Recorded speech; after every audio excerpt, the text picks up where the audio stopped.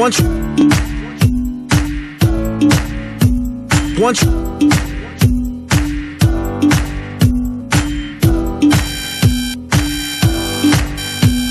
once once Anong nararamdaman mo? Nararamdaman ko ngayon sumasakit dito, nagmumula pa paakyat na gano'n para ako pinasakal. Sinabi ng doktor ang weak heart, Oo. tsaka arthritis. Noon nga pong magpa-doktor kami 2007 pa. Parang nababawasan naman ng konti pero sumusumpong pa rin gano'n. Madali pa rin akong mapagod. Kaya yung gamot hindi tinigil, patuloy ng patuloy. Kailan mo na-discover ang herbal ni Ray? Yun nga pong kanyo nitong nakaraang 2009 January. 2009 January. Oo. Simula nung gumamit kayo ng King's Herbal, uminom kayo ng King's Herbal, kumusta? Parang lumakas naman yung katawan ko. Nakakagawa na ako sa bahay nang hindi ako...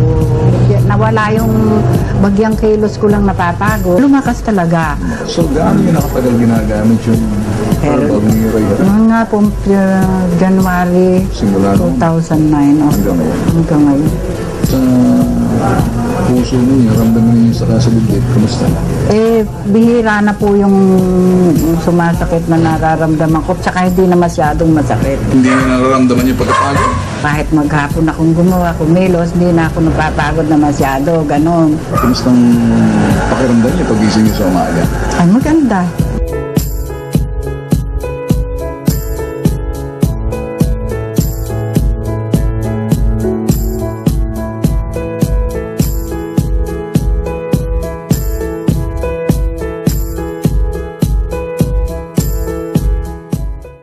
minabuti ko po sapagkat kung pupunta pa kayo sa main office, napakalayo. Kaya naglagay po kami yung pong cell number na nakalathala sa ilalim ng screen na ito. Pwede po kayong makipag-ugnayan at ito po ay sinasabi ko at pinatotohanan, ito po ay authorized distributor ng Abanyong Lingkod mula pa noon at magpakailan pa man.